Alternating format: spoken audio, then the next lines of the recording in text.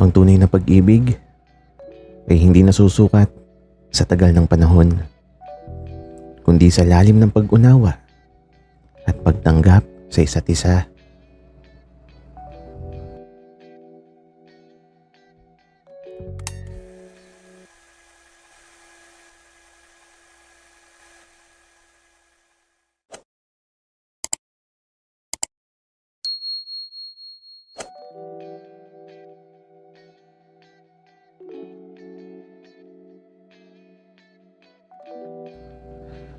Totoo pala talaga na may pagmamahal na hanggang wakas at di ka bibitawan hanggang sa dulo ng walang hanggan.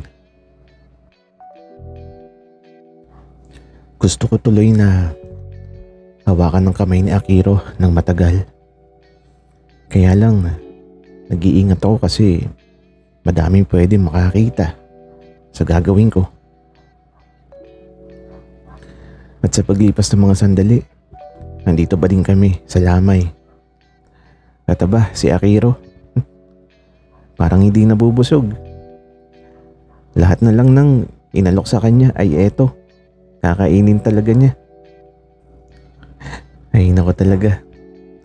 Kaya nung pauwi na kami, eto, nasa likod lang ulit kami ng lolo at lola niya. Lola, huwag muna kayong mamamatay ha. Kasi wala na akong kasama sa bahay kapag namatay kayo.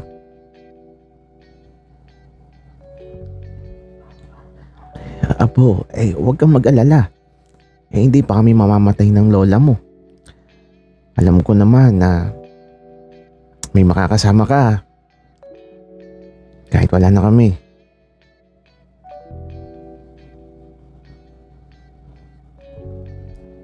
Kahit na, lolo. Wika ni Akiro. Tahimik lang akong nakikinig sa pinag-uusapan nila. Tahimik lang ako na iniisip ang hinaharap na sana kasama ko pa din si Akiro. Nang makarating kami sa bahay nila Akiro, eto, nagpahinga muna ang lolo at lola niya. Ako naman, plano ko na muna talagang umuwi.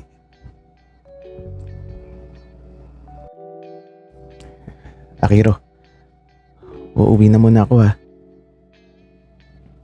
Oh, Gab, pasama ako.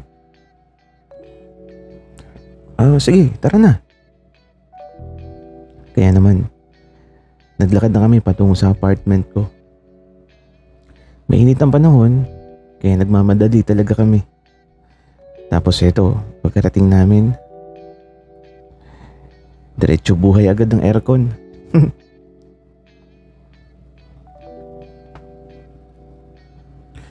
Gusto ko talaga dito. Ang lamig eh. Talaga ba, Akiro? Dahil ba sa aircon? O dahil may iba pang dahilan? Gab, umamin ka nga sa akin. Gusto mo ba ako? Nagulat ako sa tanong ni Akiro. Di ko inaasahan na magtatanong siya ng mga ganong bagay. Kaya ito, sasagot ako ng totoo. Akiro, alam mo, di ko alam kung tama yung isasagot ko pero ito talaga yung totoo. Gusto kita. Di ko alam kung bakit pero gusto kita. Matapos kong sabihin yun, ngumiti si Akiro na halos mawala yung mga mata niya. Tila ba ang mga ngiti niya ay dahilan kung bakit ako naging masaya. Oh, bakit ganyan kang ngumiti, Akiro? Masaya lang ako, Gab. Pakis nga. Wika ni Akiro. At kahit di pa ako nasagot ng oo, hinalikan niya bigla yung labi ko at wala na akong nagawa.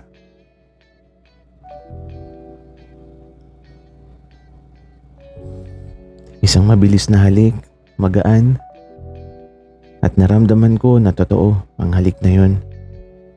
At napapangiti na lang ako sa nangyari. Aalis ka pa ba? Tanong ni Akiro matapos ang halik. Kung alis ba ako, pipigilan mo ba ako? Hindi. Kasi Gab, naniniwala ako na kung mahal mo ang isang tao, kahit lumisan siya sa buhay mo, darating yung pagkakataon na magtatagpo kayo kung kayo yung nakatadhana.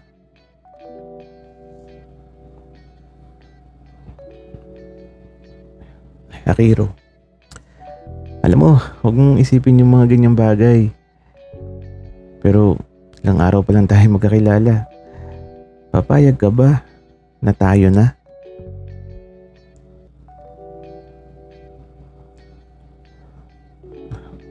Aba, syempre hindi. Ayoko Gab.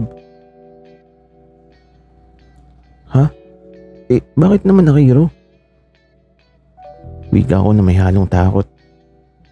Dapat Gab, ligawan mo muna ako. Wika ni Akiro kaya ito. Medyo napangiti ako. Makaluma man sa pandinig ko pero alam kong masaya ang bawat sandaling darating pa sa buhay ko. Okay, sige. Yun lang pala eh. Wika ako naman.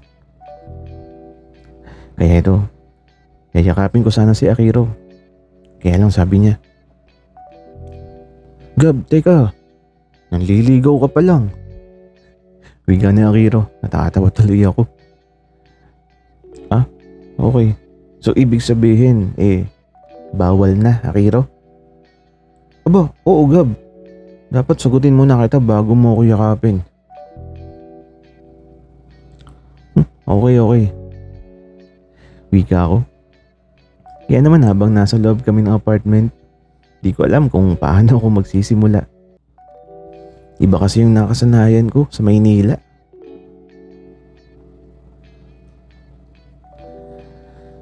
Sa syudad kasi kapag nagbar ako, pag uwi ko may bit-bit na ako pero iba sa probinsya. Hindi mo agad makukuha pero masaya. Totoo siguro yung kapag mabilis mong nakuha, ay mabilis din mawawala. At si Akiro, alam kong di siya basta-basta lang. Siya yung taong hindi ko kayang saktan. Hindi man siya yung unang dumaan sa buhay ko, pero sa kanya ko naramdaman na masaya ako. At saka lahat ng nauna babae. Si Akiro lang yung naiiba pero sa kanya ako masaya. Akiro, ano gagawin natin? Wala. Pero Gab, mamayang bago mag 5 PM, tara sa bahay. Doon ka na din magapunan.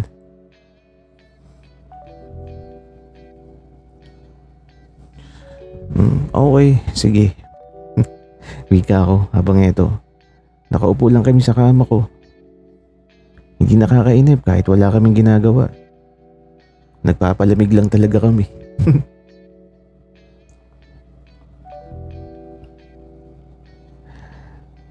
Gab, ilan na yung naging shota mo?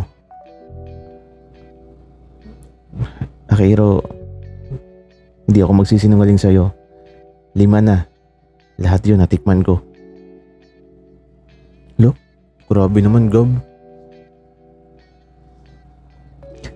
Akiro, kapag sinagot mo na ako, makakatikim ka na talaga. Nang ano Gab? Di ka naman marunong magluto. Wika ni Akiro na napaka-inosente sa mga bagay. Ay nako talaga. Iba talaga kapag laki sa lolo at lola. Masyado pang malinis ang isip. Basta Akiro, pero teka, ikaw ba? Nagkasyota ka na? Wala pa Gab. Baka nga ikaw yung una. Mapapangiti ka na lang sa sagot ni Akiro. Kaya ito, di na ako nakapagpigil. Hinila ko siya at niyakap ko ng mahigpit. At nahiga kami sa foam dito sa silid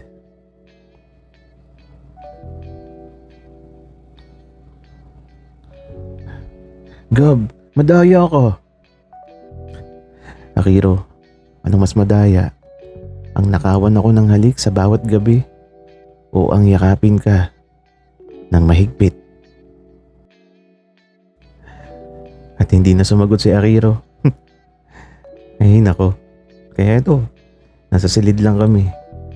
At sa bawat pagpatak ng oras, kahit hindi kami magsalita, tila ba, nag-uusap ang mga puso namin. Mga pusong tahimik lang subalit maingay ang nilalaman. Gab, ano yun? Bakit may matigas akong nararamdaman sa likod ko?